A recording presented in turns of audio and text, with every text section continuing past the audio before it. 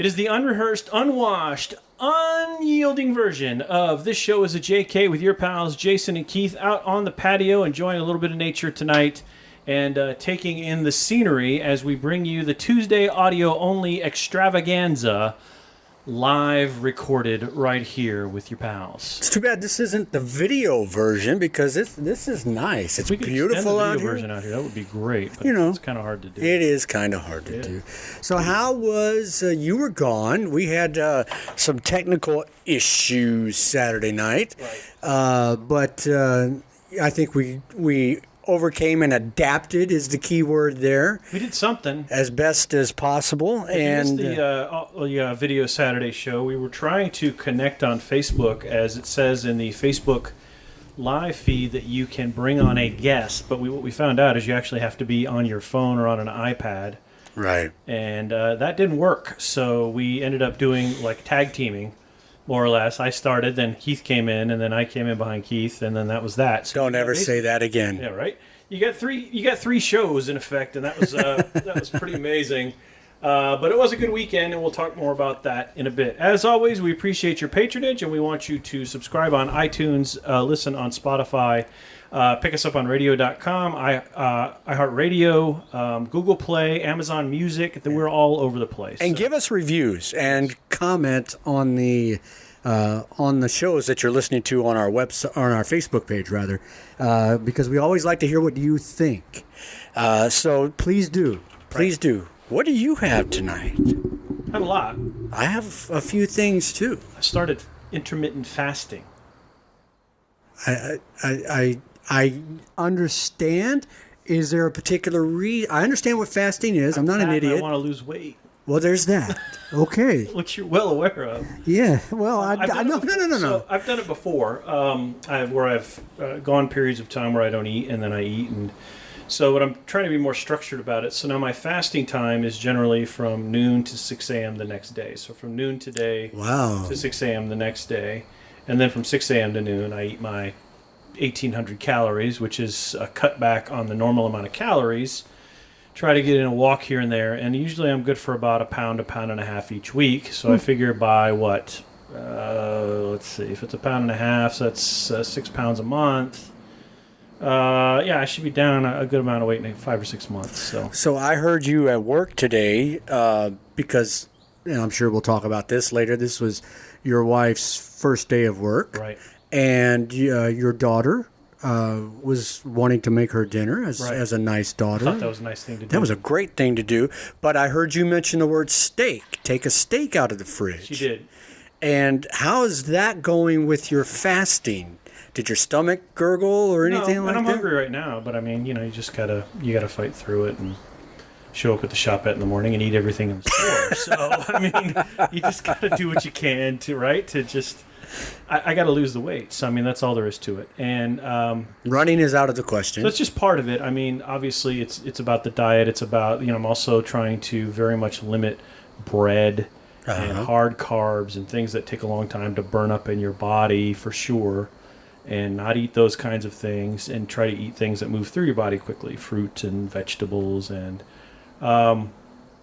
pooping is always good. Meat and things like that. So we'll see how it goes. I mean, it's just...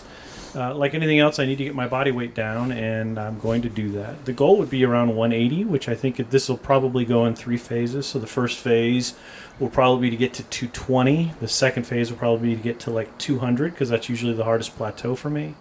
And then the final phase will be get from 200 to 180, and then maintain that, which will be harder because I really fucking love double stuffed Oreos. So it's you put a plate of double stuffed Oreos. I am not going to refuse them, but I've taken on a. I wish I could help you out by just taking your weight and putting it on me.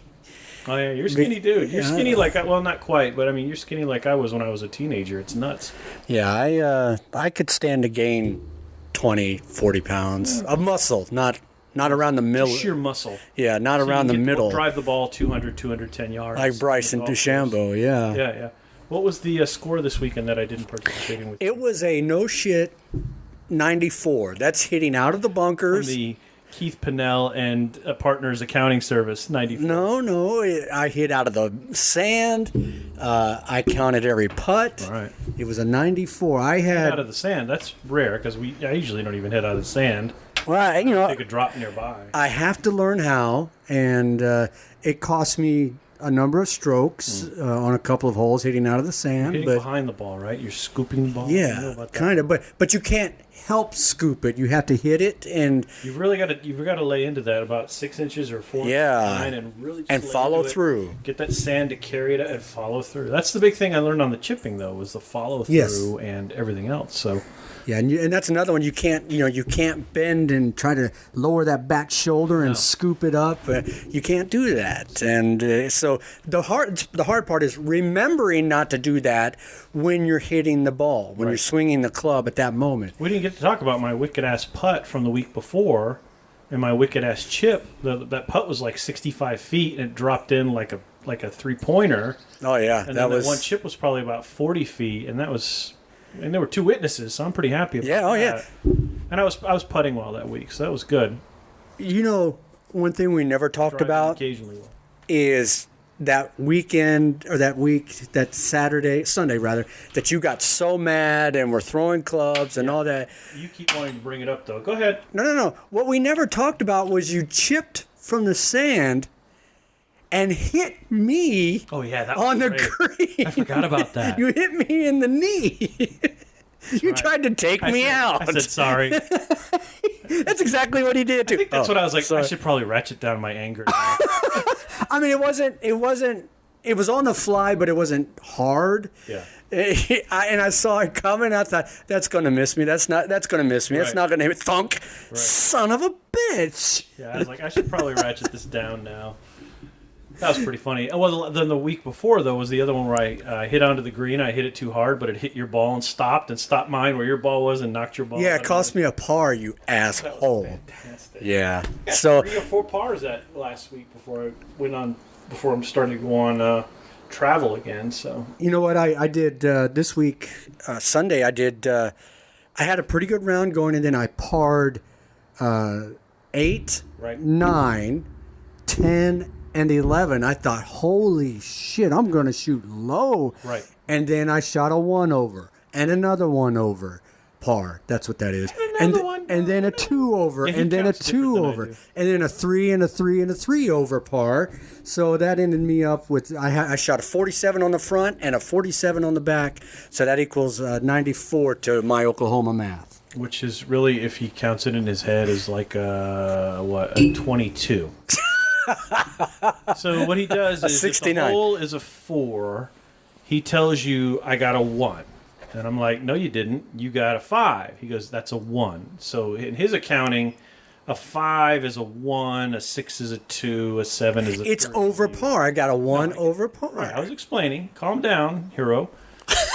So I didn't understand his system of counting like the first 2 times we went out, and I'm sitting there trying to get used to it. Now he can say it whenever he wants, and I'll scratch it in on my own card as what it is. But he used to be like, 3. And I'm like, fuck, you got 3. That was like a 7. Yeah. Yeah, that's 3. Oh, okay. All right, I got it now. All right. It's so- easier to count up rather than 6s and 8s. I just go 1, 2, 3, 4, 5, 6. That's what I do. So Some no. holes he's like, I got a 6, and I go 1, 2, 3, 4, 5, 6, 7, 8, 9. Okay, 6, whatever. Yeah, didn't So- count. Yeah, well. The blue OU hat, huh? No, this is black. No, it's not. It is Navy. black. That is navy. That is not navy. It is navy. It even says. Oh, it doesn't say. No, it's black. It's no way it's navy. All right, we need to take a picture of. Put it on the table. We're gonna do one of those internet phenomenon photos. That's black. Now, see, now he's questioning it. No, it's black. Okay. All right, we're gonna put this on the page right now. We're going to ask the people, is this hat The black people. or is it navy blue? The people are good. The people are responsive and they love us. All right, so let me put this on the page. Let's see. How is the play? So you're in Slime Ball. Tell us more about that. So this character I play is called Tony. His name is Tony. And he has built a floating casino Like on a boat? on a boat. and anchors it to a pier. Now, the pier has been driven into a fault line in a New York City harbor. All right. So the play, by the way, is called Disaster. With a lot of exclamation points, right? Several, at least 3. So you can imagine the pier being put into a fault line. There's all kinds of things that happen, from earthquakes to the ship rolling over, to rats, to fires, to somebody getting stabbed, to all this. And I'm, as the owner, is just trying to make sure everything stays okay so I can get my money and pay off the bank. Right.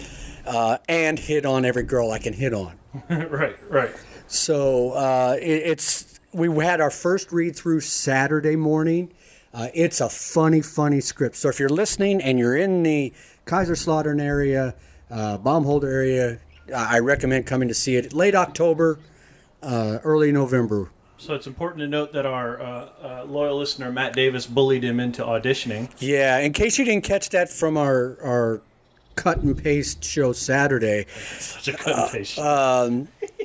Matt, I wanted to get back on stage. I haven't been on stage in about 2 years, and I'm one of these, I like being on stage. I hate rehearsal. Yeah. And people just kind of like me to be... Practice? Yeah, exactly. Kind of like me to be in their shows. But we're talking about practice. This is a different world because I don't know anybody here. I'm outside of my core group of friends back in Southwest Oklahoma. So it's just uncomfortable, everybody. Yeah, that's exactly what it is. Yeah. So I thought, okay, it's a comedy, but no, I'll wait until they do a true comedy. No singing, and especially... I forgot it's singing. What did you have to sing with to get the audition? What was the song you were sort of working up to, and it sounded horrible, like the first 3 sort of tries? You were like, oh no, I didn't. But then you walked out for the day. You sounded like you were getting in full voice. No, that was heartening. That was the one that I had to sing on Tuesday or Wednesday for callbacks. It's a song. Well, it starts off the line, and I won't sing it because we like our listeners. It's called.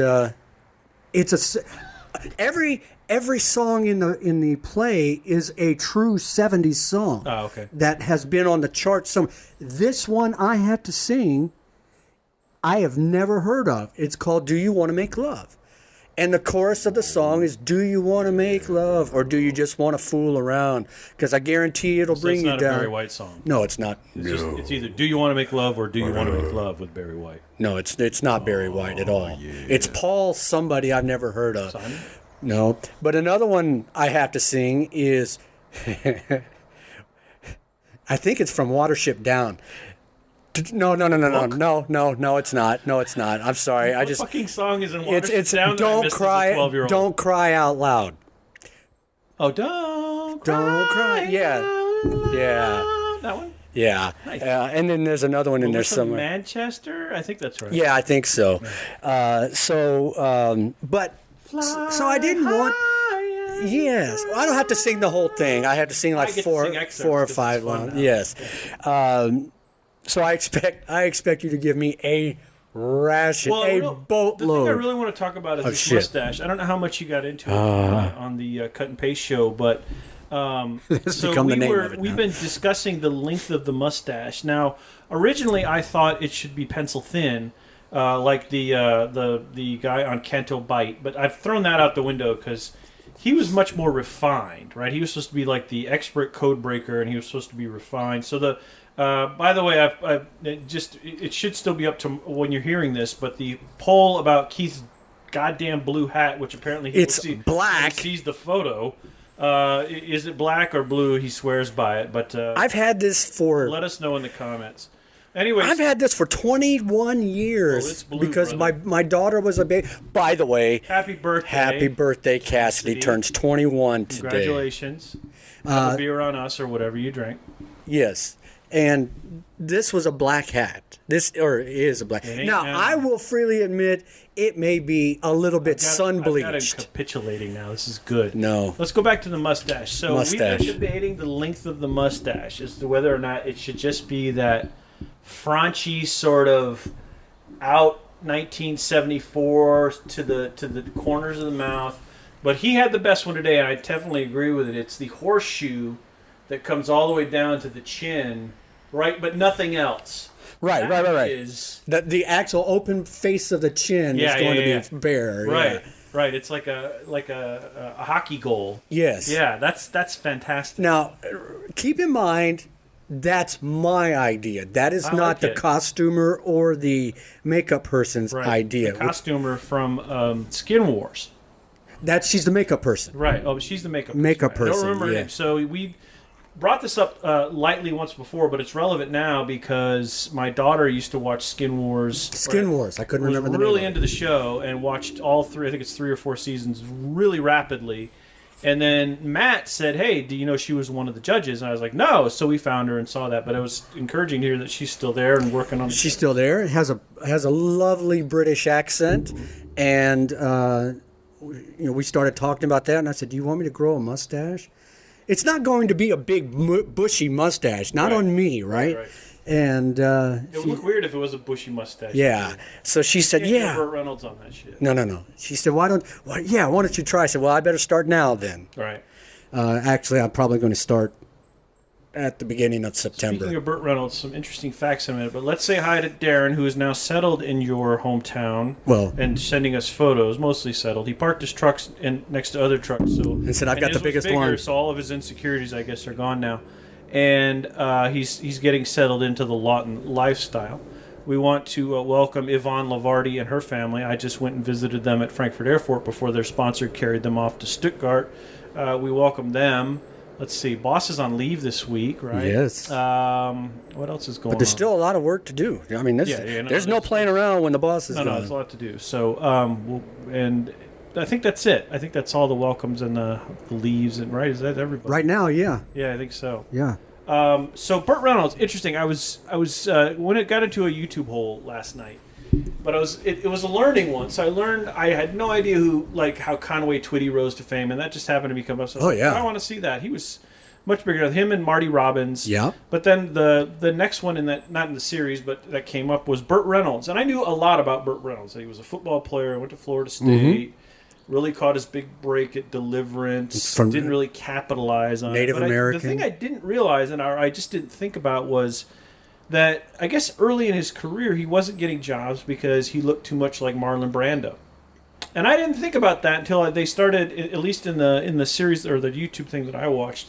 A lot of his younger photos without a mustache, and you kind of go, "Oh yeah, I get it now." Yeah. Right? He had more hair. He wore his hair differently, but the sort of the frontage, it was kind of striking. So I guess he wasn't considered for Godfather because of that. They wanted to put him as a part in that or something like that. Wow. And there was a couple of things.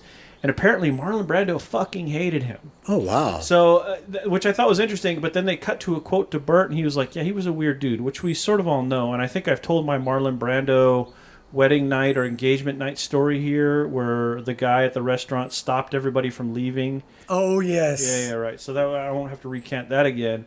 But we knew he was a bird brain oddball. But apparently Marlon Brando basically said he will never work in a film that I'm on or something even adjacent to it. So I think at least during Marlon Brando's up to Superman, at least he was kind of, I don't want to say blackball, but he wasn't getting good jobs. And then the other thing I thought was interesting was he was considered for James Bond, and Burt Reynolds. I could see that. James Bond can't be American. Sorry, and I don't do British accents, so they really wanted to do that. But you could see the sort of flailing they're doing now with all the names going around, like Idris Elba, which I think would be a really bold, interesting, fun choice. And some of the others, but younger would be great too. So it'll be interesting to see. But that was an interesting rabbit hole to go down. You're listening to the show is a JK live out on the Tudor back patio party area with the birds and the trees and the flowers and the bees. We are recorded once a week and live once a week. Although our live is sort of evolving now that we're getting into lives, some travel and lives. Yeah, he's got to play. So more news on the upcoming Saturday shows. We'll post that to the page, but it looks like we'll do the live Saturday show on Friday for the next 2 weeks. So it may become a live Friday show, but maybe it won't. But anyway, or it may become a Sunday show if I'm back in time. Sunday's probably Actually, Sunday's better. Not bad. We'll probably do it Sunday, but we'll make sure we post that so you know when to get your Sunday fix, and we'll go from there. But either way, we do one recorded, one live. And so 2 a week until we get real lives, or at least until Keith does. And then we'll go from there. I think we're 38 episodes in, so we've been pretty consistent with some glitches, but we've been pretty consistent. And we're a lot of fun, and you can tell your parents about it, except occasionally when I say "fuck you" or something like that. So that's always pretty good.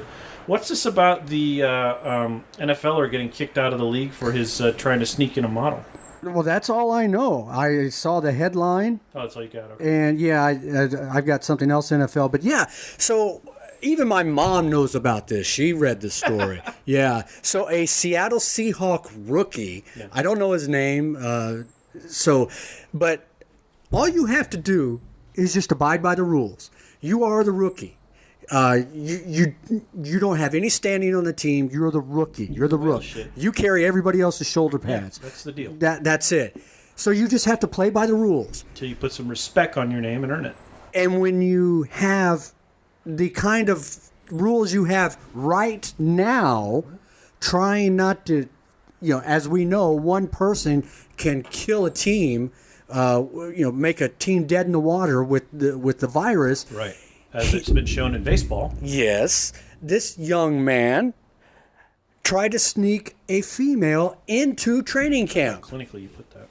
Well, yeah. You tried to sneak a female. Yeah, tried to sneak a female specimen into. Yes. And it didn't work out. And he got caught in it. He got caught. Yeah. So he apparently is no longer with the team. So I want you to imagine that. For a while. I'd like to know where he was drafted. If he was drafted like 6th round, he's no longer with the team. If he was drafted 2nd or 1st round, he won't be with the team for a while. I get that. Yeah. And again, I don't have the story in front of me to read. So because if I'm the owner, I'm like, look, he wants to get some. All right, let's be hard on him, but we also need a cornerback, or whatever the hell he was. Let's figure that out, do the PR thing, and most people will say he was just trying to get some leg. Okay, bring it back. But you're right. The danger thing is pretty important, especially with all the numbers everywhere spiking. As you noted today, Spain, of which Majorca is a part of, is now still completely off limits, with the exception of I think the Canary Islands. Yeah, except for the Canary Islands. Let's go to the Canary Islands now. France is getting closer and closer, I think, to closing its borders. So that's strange. And Germany's numbers have gone up too. So the whole thing is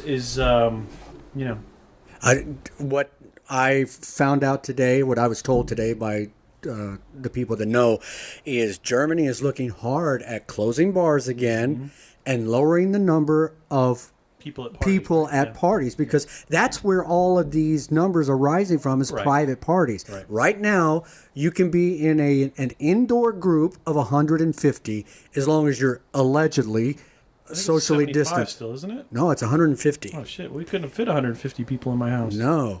So they're looking at lowering that number back down to probably 75, and then closing bars again to make these numbers go down. And I'm telling you, folks, if you're listening in the States, it works. Well, it worked the first time. What was saying is that what she's been reading is it's been the sort of, I don't want to say family, but personal parties like the one we had, but I mean parties and intimate events and gatherings of those kinds that have really sort of been the culprit.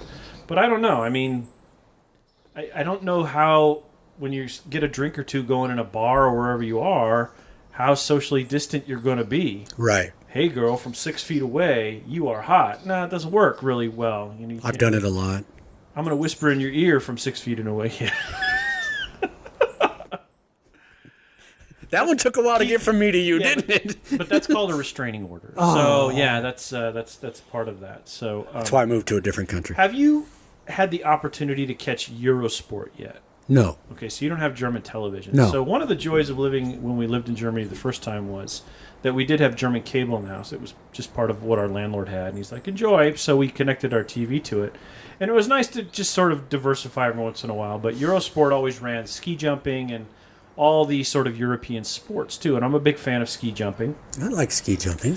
But they also ran the British darts thing, which I'm a huge fan of. And also they ran something called snooker. Are you familiar with snooker? Yes, but I don't know anything about it. So I don't know a hell of a lot about it other than it's a game with billiard balls played on a larger table. And there are red balls and there's a yellow ball and a blue ball. And I don't know the rules too well. But it is on a larger table. And Eurosport runs the shit out of it, especially well. And so during the summer, snooker is on the circuit. And they seem to be primarily in, like, China. And they're in Chinese places without any people in the stands. So, which I think they play in casinos. And so they have the, like, 2 or 3 billiard or snooker tables set up, and the sticks on snooker are thinner. It's a lot more about precision and things like that. But the bigger point is snooker is great to fall asleep to because I didn't know where you were going with this. Because of the nature of the game. Bam, there's the payoff. And so the World Championships were on. I forget where we were. Oh, we were in Frankfurt. We were staying in Frankfurt. I have to tell you about Detective Tudor too. Yes. That's pretty funny. So we were in Frankfurt. We had snooker on, and we had just come back from walking around. We were going to wait, and then we were going to go get some dinner. So there's nothing on that isn't just like, wow, wow, wow, wow. And I like, bam, snooker's on. I'm like, this will put everybody to sleep. So put it on, and then the announcers say nothing. Now, they have their own German announcers, but they say nothing until like a ball is struck, and then it'll be like, The one of the big champions' name is because I've known him from last time, McDowell or something like that. Anyway, blonde-haired guy, he's really good, and then there's another sort of brown hair, he's really good. But anyway, the announcers say nothing, and all you hear is,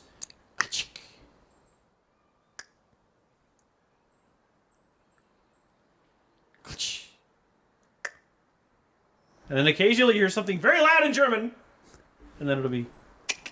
So you're out in like 15 minutes. But they publicize this stuff relentlessly. It'll be on for 3 or 4 hours. Wow. And I've actually watched it, fallen asleep, woken up, and it's still on. So if you've never watched snooker, and I know, again, people who appreciate snooker, I can dig it. But if you're bored by watching golf on television, watching snooker could drive you to something far worse than just being bored. It is horribly dull. Sometimes it's intriguing to me just because I'll watch it and be like, oh, that was a fine...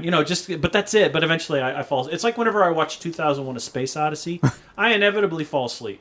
I can never not make it through that movie. It just was like... Yeah. I'm done. But if you ever do get a chance to watch Eurosport, they do have some...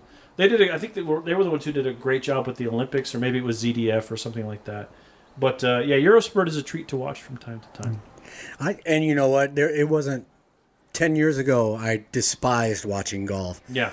Today, I can watch older now. I can watch 3 days solid of golf. I will watch the Masters without question because now I have a connection to it. Right. Let's see if we got any responses to what fucking color is It's black. Nope, nothing yet. Okay. So. Well, we wouldn't get any. Oh wait, no. What was the thing? Oh yeah, here's the thing you just published. Talk about the guy who flipped off the speed camera. Oh yeah. This dude. So this is kind of a big deal. 26-year-old young man from Germany. You're always so like he's a young. Well, I'm just trying to give some details. He's a speeder and an asshole who's 26 years old. Yes. So allegedly. this happened down in Bavaria, outside Munich, I think it was. So. And we've talked about before that a vast majority of the speeding tickets given in Germany are done by speed camera. Big ones. There's one on the way to Rob now in the 60-mile-an-hour zone. They just put that one back in again. Good to know. Actually, I don't make it that far. No, you don't go that way. Yeah. So it's no doubt, you get mad, you see these things, and you know the camera's rolling. So, and it does. Oh yeah, he was speeding. He was going. He was going 11 over. Right. He was going 11 over the speed limit. Kilometers, and it's more difficult, especially if you're an American and you're doing kilometers, and you're going say 3 kilometers over or 4 kilometers over, which they will flash you for. That's difficult. Initially, it was for me. You have to be either under what they say or barely at, because if you're 2 or 3 over, that's big for them. But for us, it's only like a half a mile or a mile an hour over. Right. It's difficult. But I'm sorry, I didn't mean to interrupt. No, it's so the speed limit was, I think it was 60 in this zone he was at. Yeah, it's 60 kilometers per hour, which is, I think, 35 miles per hour. Somewhere in the 30s. So, and he was doing 11 overs, so he was doing 71, which would be about 40 miles per hour. And don't know if obviously he saw the camera, but don't know if he, knew he was having his picture taken, because it's a flash. I mean, it's like someone standing on the side of the road with a Canon camera with a flash. The cameras are pretty good. And click. And it takes a photo of... It takes two photos. Usually it's just of your resting bitch face, because you don't realize the camera's there. So right. You're just doing your resting bitch face as you're driving your car, that sort of blank, just I'm driving, and then about a second later you go, fuck, I just got flashed. Right. And it also takes a photo of your license plate. Right. So this guy obviously saw the camera, and I don't know if he was just being dumb or he, there's no way to time it because it's that fast. He had to have known. He was flipping off the camera as it took his picture. Yep. And so he went from a 20 euro, roughly $17 fine. Other way, $27 fine, to a $1,500 euro $1,900 fine. That's 4 times more than I've ever had to pay for any speeding ticket. Now, the thing about German speeding tickets is, in the United States is moving this way, but it really is, to me, just a cash grab, right? You do 5 over in a zone, they just want 20 euros from you, and then you move on. But if you're going 17, 20, 23, 24, that's different. They actually want you to write out and say, here's why I was going 17, 20, 24. And I actually did that for us because we had a sick person in the car. Or 30. And we blew or 40, whatever it might be. But it's a big deal. But either way, it's still affordable. But once you get into the higher speed limits, then it started talking about points on your military license and some other things. So it can be challenging, but you just have to remember that these cameras exist. In town, we mostly know where the cameras are. There's one on the way to Ramstein Air Base. If you're going in the westerly direction, you know where they are. You could figure it out. So this guy had to know. He probably realized he was going that fast, couldn't get his speed down, and just went, eh. Right. They went, oh, ha. They take that shit really seriously. They do. Apparently, it's illegal in traffic, as a lot of Americans do, to flip off the other driver that cuts you off or whatever. It's right. You can get in trouble for that. For it. Yeah. Whereas if you do in the United States, you'll get shot by someone else who will shoot you in the face. So we went to a place called Rudesheim, which is a very popular stop for Americans. I think you did it on the boat tour, right? Yeah, when Cassidy came over a year ago, yes. So Rudesheim is right on the Rhine River. It's like one of the last stops on the sort of the boat tours if you take them. It's one of those places when there were enough military bases here that used to just, it still does, but it just used to get jammed full of people. And this time of year, it should be jammed full of people, but this time it wasn't so much. It was pretty good. So we had gone to Frankfurt, and we were just going to come home on Sunday, but I'm like, well, let's go to Rudesheim. We haven't been. Rudesheim, I got to say it correctly. Rudesheim.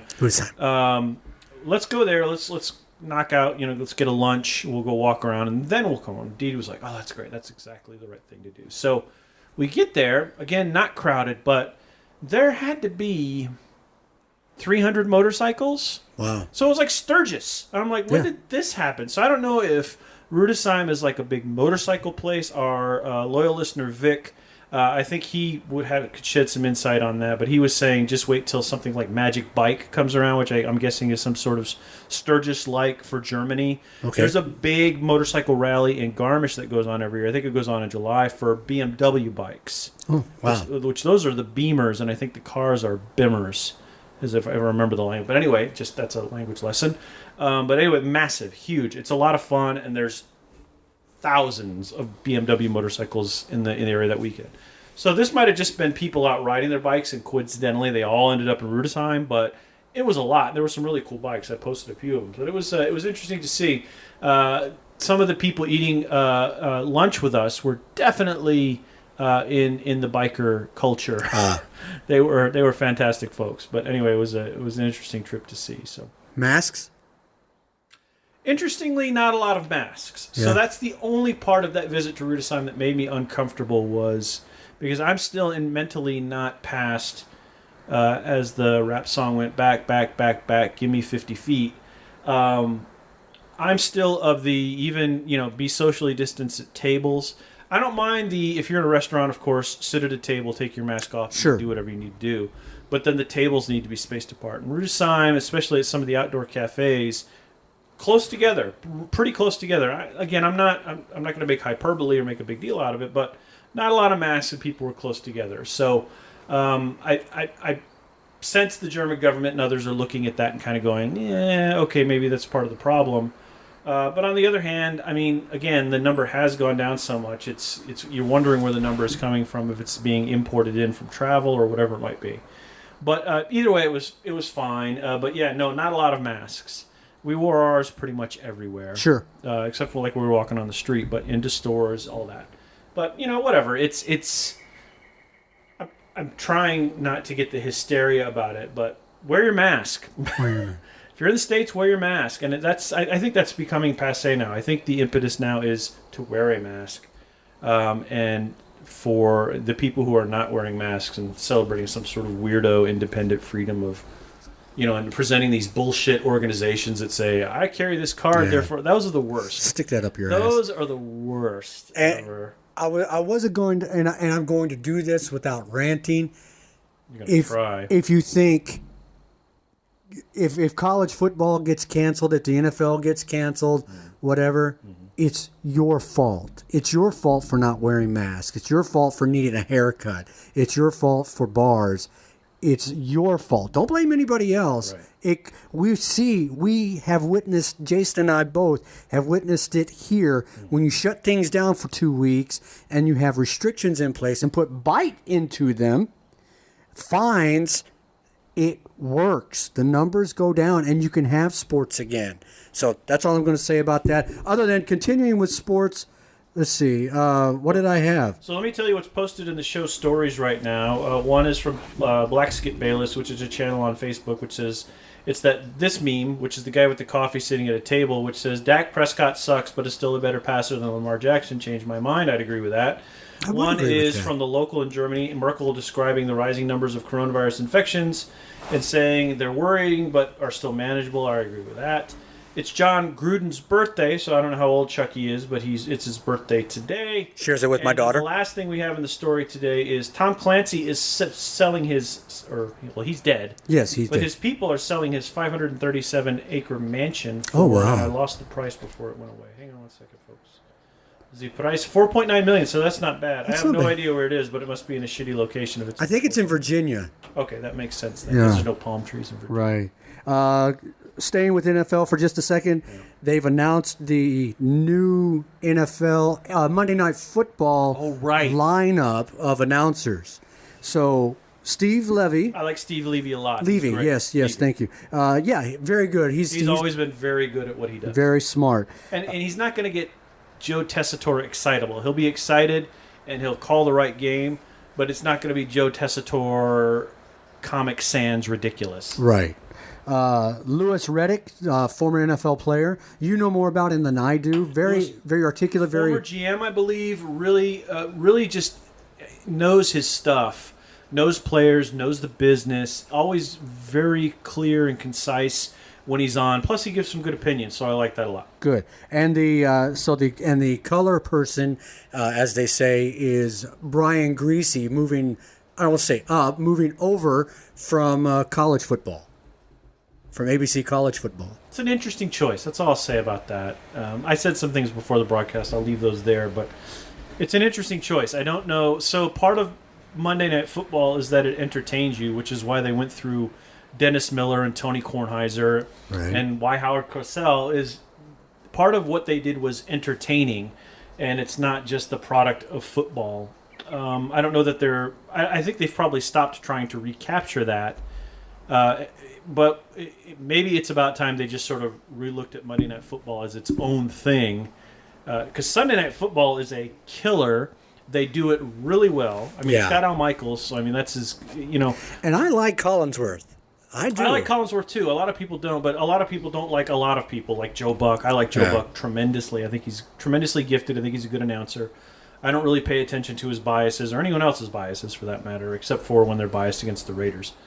But I mean, for the most part, I think that that's a good crew, and it'll be interesting to watch. Although, again, Monday Night Football is usually like Thursday Night Football, whereas it's Jacksonville versus like the Jets, right? And then the Thursday night game is usually the Jets versus Jacksonville. So that is usually not a smorgasbord of fun. And it may all be a moot point. You're listening to This Show is a JK with your pals Jason and Keith. Don't forget to subscribe on iTunes and to listen to us on Spreaker, on Spotify. You can watch us on Facebook. We're still deciding whether or not Facebook is the best place to go watch us. It may be Twitch. It may be somewhere else. Either way, it'll probably be YouTube. But either way, we'll make sure that you see it and make sure you know where to get us. And when we go live and all that stuff, will be easy to find. So I like this quiz topic because I'm such a huge music nut. So you're playing into my wheelhouse again. So exactly. We'll have to see how these go. One quick before we do that, though, I wanted to ask you, when did you... So I wanted to have a more serious discussion about Facebook. But we're not going to do that tonight. But I wanted to talk about how Facebook has evolved into sort of... And I'm sure he's evolved it this way on purpose, as sort of a social media machine into a propaganda delivery news manipulation machine. That sounds conspiratorial, I know, but I think given how the algorithms are set up and everything else. But when did you get into Facebook? How soon did you come into it? As I went to Defense Information School, which is public affairs school for the Department of Defense. David Letterman and Jimmy Buffett went there. No, Jimmy Buffett went to the Academy. I'm sorry, Air Force Academy. But David Letterman went to it. So I went to DINFOS in 2008, and the younger students there, because I had this thing you may remember called a MySpace page. All of us did. Yes, and so me and Tom. But I didn't. I hadn't had it too long. Right. And the younger student says, "Keith, you got to get on Facebook. Got to get on Facebook." So I did it while I was there. So that was 2008. So I think I was one of the first original 1,000 entrants. I was fortunate. I worked at a place at the time and had some contacts at the time where I had one of the original Google Gmail accounts. I had an original, I think I was one of the first 10,000 Twitter users because I still had my own name. And I was also one of the entry Facebook people when it was still a social network, for lack of a better word. And then it became like a social network, and people started realizing it was an intelligence gathering network, and now it's become something worse than that. I just was curious about that. All right, so let's get to the quiz. As we enter our quiz portion of the evening. You may not know, but we do a quiz every Tuesday called the 9 Quiz. Keith asks, or we both ask 9 questions, usually plus a bonus question, so we round it off to 10 so our pseudo-OCD people don't lose their shit.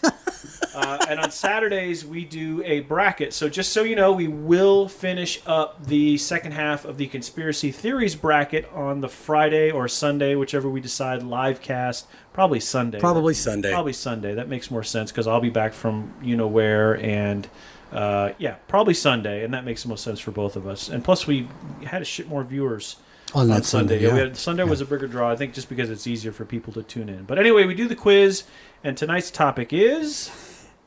songs with colors in the title. And you guess the song by the clues I give. All right. Start off with an easy one. Ba-ba-da-da. Van Morrison and a girl with a particular eye color. Brown-eyed girl. That's it. See? So that's what we're talking about one of there. Dee Dee's favorite songs. Yes, okay. Was that just a warm-up, or was that one number 1? No, that was number 1. Oh, these are all going to be home runs. All right, go ahead. Oh, are they? The Beatles and a Fine Feathered Friend.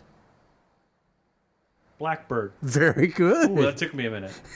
Very good. Yeah, Blackbird singing the Dead Eye. It's one of my writer friends' favorite songs. Okay, go ahead. Neil Diamond and his favorite pants. This is tough. Forever in Blue Jeans. Wow, I am impressed you have that. That is my parents had the album Hot August Night, and he looks like Neil Schon from Journey ran into Ted Nugent and had a baby with Peter Frampton wearing like all denim, and I think that song is on that album. But Forever in Blue Jeans is one of those awful... Forever in Blue Jeans, Neil Diamond songs are kind of awful good anyway. He's a great songwriter. Yes. He wrote, I'm a Believer, I think, for the Monkees. Yep. But that's one of the more better awful good songs, Forever in Blue Jeans. Or Reverend Blue, whatever. They're coming to America. I think Will Ferrell parodied it on Saturday Night Live. He's like, I killed a man by the side of the road, forever in blue jeans. Or something. Pretty sure that was it. That's a good one. When we were in Wiesbaden in the late 70s, an album came out. I don't even remember which Neil Diamond album it was.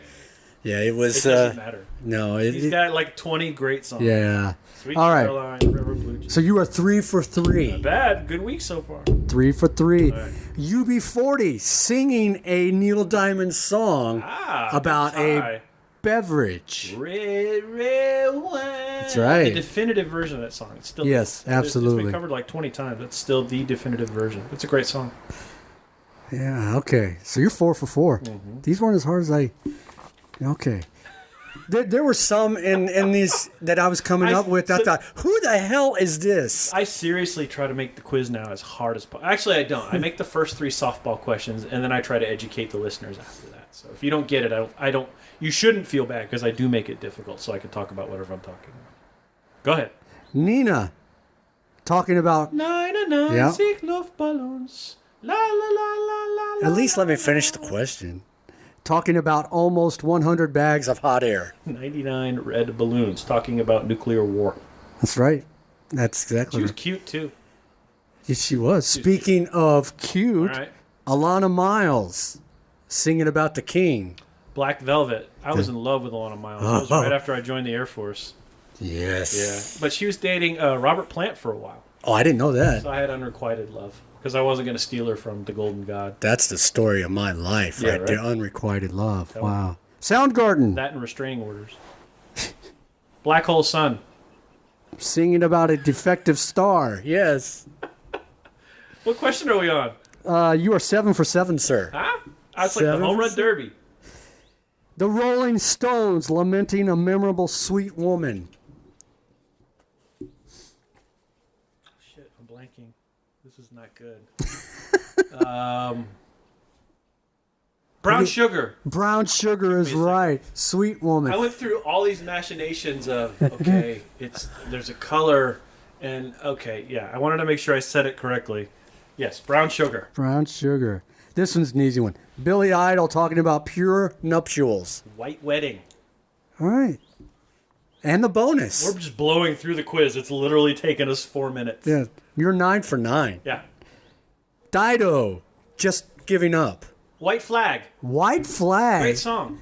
That's one that It's very I probably estrogen-based, wouldn't but have it's a nice song. I probably wouldn't have got that one. Very good. Jason aces the quiz tonight.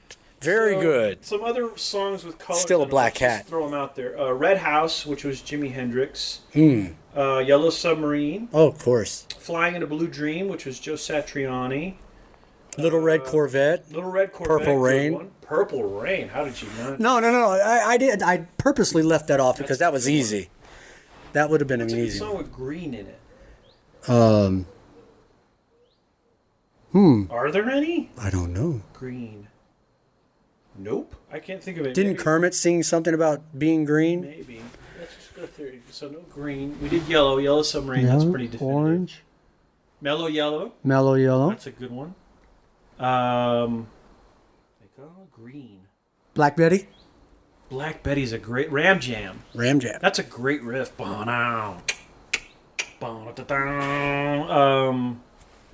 black a color though? I mean, It's color of my hat.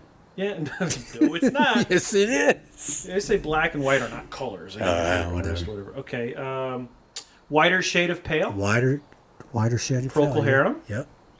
October Gray by the Screaming Jets of Australia. One of my favorite Wow, songs okay. ever. Yeah, I know that's a deep one. Let's see. Blue Monday by Fats Domino. That's an old one. Oh man, what? There's another blues song I just from a group from Australia, and it was in the '80s, and I can't think of what it was. Blue. I don't know. I can't think off the top of my head. Electric Blue. Electric Blue. Ice House, right? Yes. Thank you. Black Skinhead by Kanye. Wow. That's a great song. I listened to that yesterday. That's a great song. Anyway. Black on Black, MC Hammer. That's a good one. What, there's a song like that I was thinking of as soon as you said it. Oh, Blue on Black by Kenny Wayne Shepherd. Oh, what a great song. Good song, right? Yeah. Yeah. We still have not come up with a song that's green. Green. Oh, well, this is obscure. You won't know this one, but there's a song by a great guitarist, a guy who was a early 90s guitarist. He's now a reverend in Tennessee, but he still makes music, called Green, Yellow, Red by John Kilzer. That's a good one, but it doesn't really feature green in it. Let's see. He says, here. it's time to wonder what she said. Green to yellow, yellow to red. There's got to be a song like Green Machine. Right. All right. Musicians just don't like the color green, I guess. Oh, come on, both of us. Green-eyed lady. Oh, yeah, that's, who is that? Sugarloaf. Sugarloaf, thank you. Yeah, that's a obscure 70s band. Green-eyed lady. Jolly Green Giant. It was actually a song by the Kingsmen. Was it really? Yeah. That doesn't sound like a very good one. No, it does not. I mean, if it charted, good for them. But... Fashion lady. God, that's a good one. All right. What other obscure songs? Look up some other obscure ones as we round out the rest of the show here. So what's coming up this week? So we talked about we're going to finish up the conspiracy theory bracket. Nothing new to add there. We have a good final 8, so a lot of you are still in the running. I think my dad's still in the running, but that doesn't surprise me. He loves himself a good conspiracy theory, too. And then we will be back next Tuesday. So I've got the quiz next Tuesday, but I'll give you some advance notice on that. It won't be like particle physics or something like that. And then you've got the bracket for the weekend I'm in. Maybe France, maybe not. So we'll see, though. I Saw Red by Warrant. I love Good Warrant. song. I love That's Warrant. a great song. I believe they are the most underrated 80s hair band. Yeah. Pink Cadillac. Bruce Pink Springsteen. Cadillac. Great song. And the Pointer Sisters. Done by Aretha Franklin. Songs with colors in their title. Let's see. Shades of Blue, Tori Amos. That's a little obscure. That is a little obscure. Let's see. We're going to round out the show by talking about the Houston Astros. So, I can't stand the Houston Astros anymore since they were exposed for being the lying cheaters that they are, basically cheating the Dodgers out of a World Series and doing whatever they did.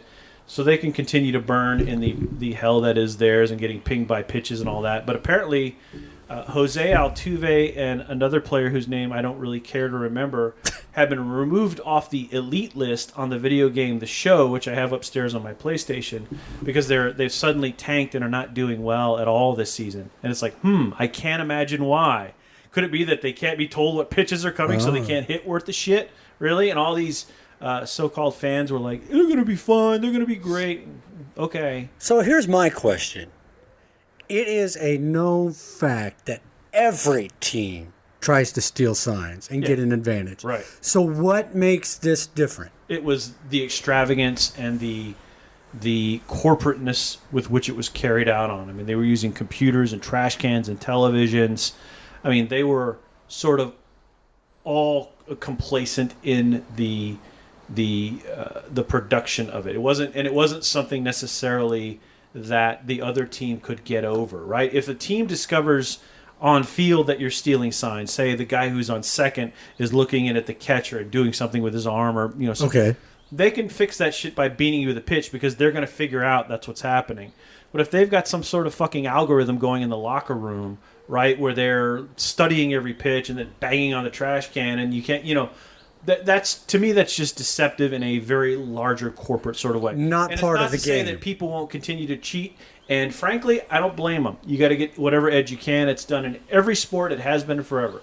But but this was especially egregious. I think most people agree. Most people agree that Manfred didn't do enough, and the fact that it was done against the fucking Dodgers and specifically against Clayton Kershaw when the guy's pitching fucking brilliant games, and all of a sudden he's getting pinged for 7-8 hits. Oh, could it be that they were fucking telling what his pitches were? Yeah, they were. So to me, that's it. It was just it was more corporate.